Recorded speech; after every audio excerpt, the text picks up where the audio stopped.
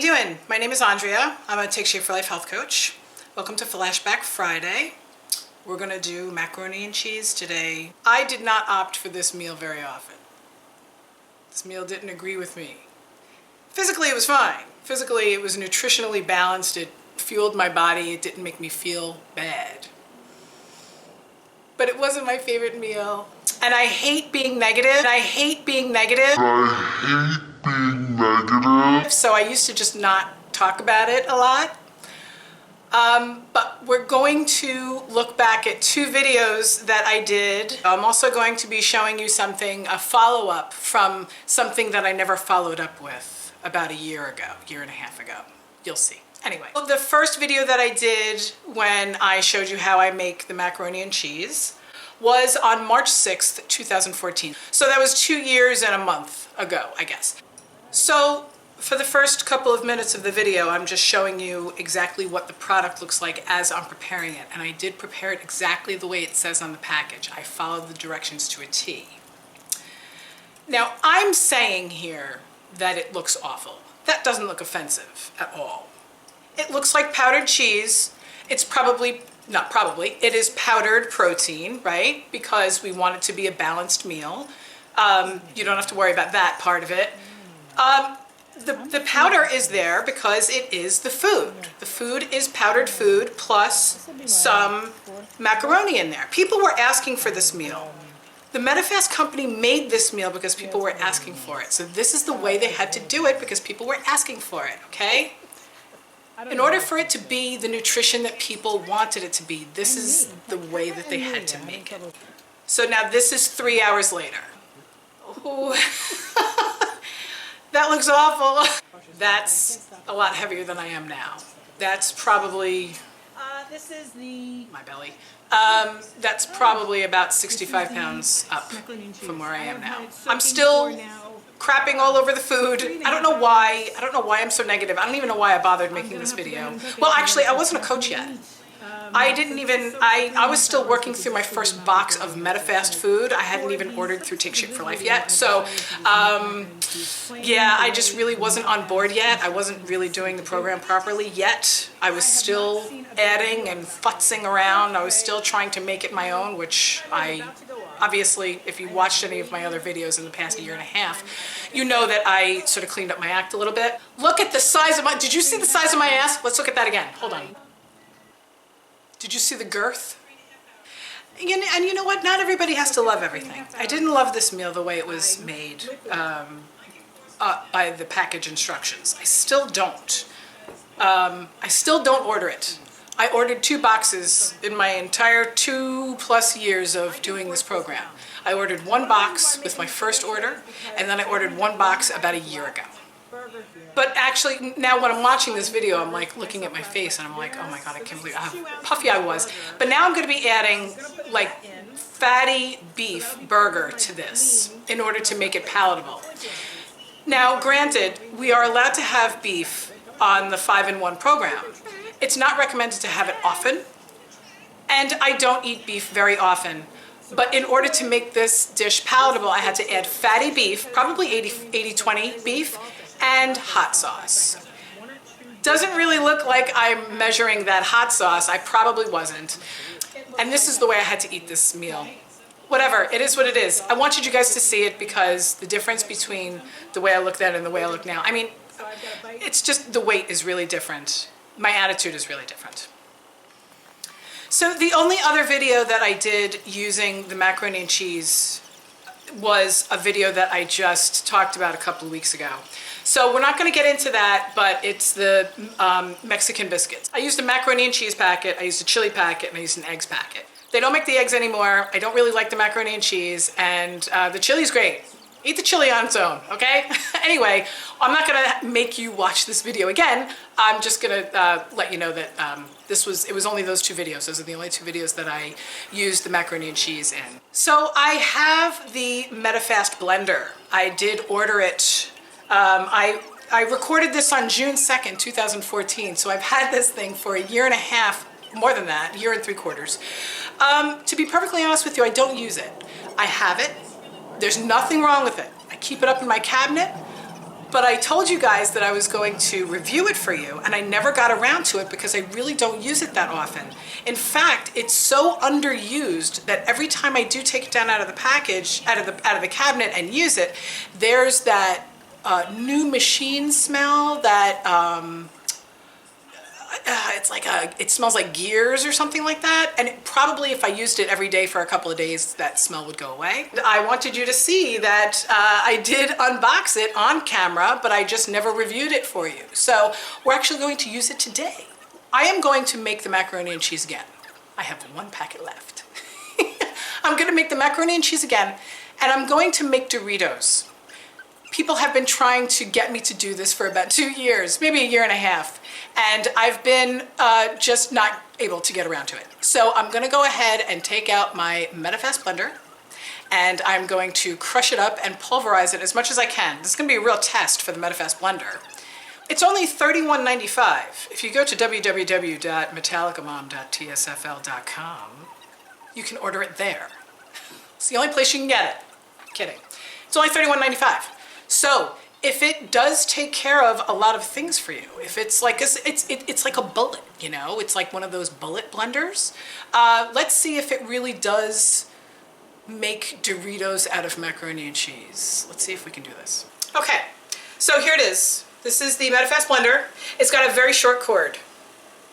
That's it. So I'm going to be plugging it in over here. I actually have to get out of the shot in order to plug it in because it's my arm's length. That's it. It works very similar to the bullet.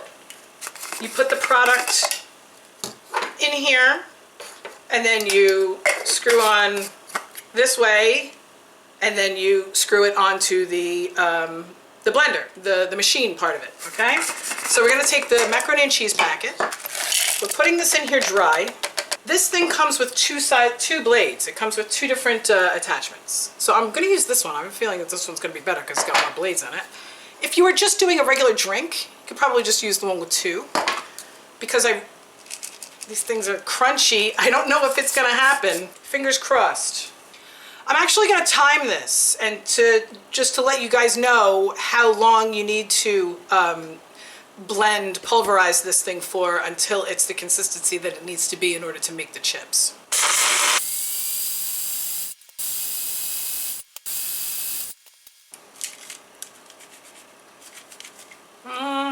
Okay, so that was 35 seconds minus 6 seconds because I did like 12 seconds and then I shook it again and I did another 12 seconds, I shook it again and I did another 12 seconds.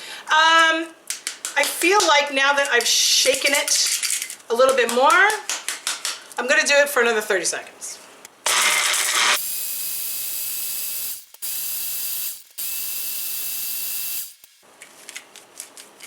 Less noise, definitely less noise. I'm going to take a look at it. Smells good. I got to do it a little bit more. This is not what this thing is meant for. It's going to be cool if this works out. It's going to be very cool. So let's do it for another 35 seconds.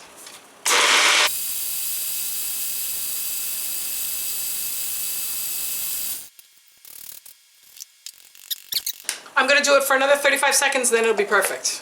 It's okay. I can even do it the way, I can use it the way it is now, but I'm just going to, I have the time. I'm going to do it. Okay.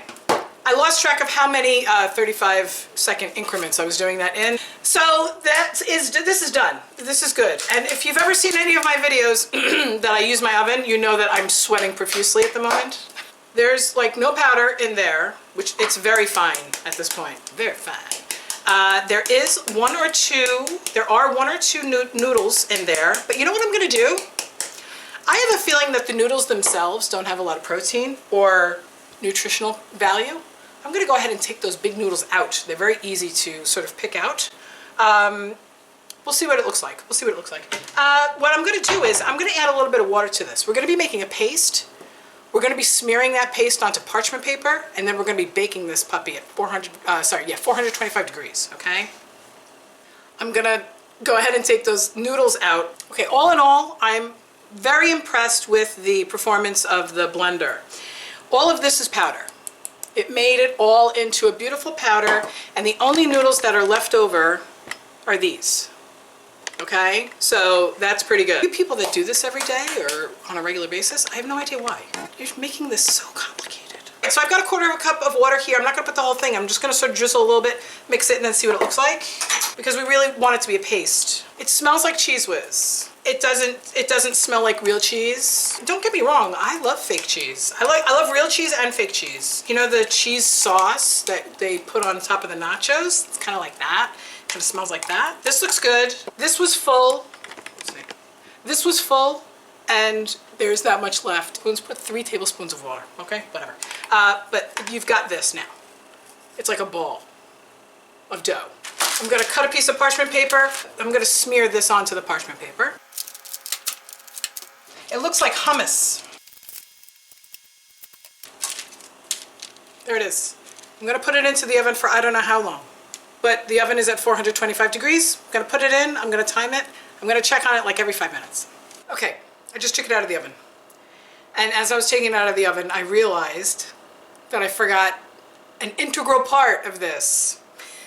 I forgot to season it. I was supposed to put like cayenne pepper or chili flakes or something. Obviously, this is not, this is not gonna be very good. I had to put the hair up. The mop has a tendency to get me very hot. So anyway, 7,000 degrees in my kitchen right now. It came out, it looks okay. It's light as a feather, stiff as a board, light as a feather, stiff as a board, light as a feather, stiff as a board. Okay, it's gonna crack on the, towards the perimeter, but in the middle, it's not cracking, it's ripping. It's kind of like bread. Yeah, you can see that, right? Okay. So here goes. Should I go for the crunchy part first or the mushy part first?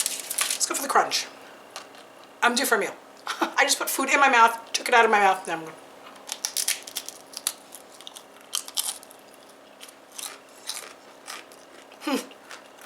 Wow. This is interesting. Definitely a cheesy thing there. It's not awful. If that's a positive, it's not awful. I like the crunchy. Okay, we're gonna try the soft part.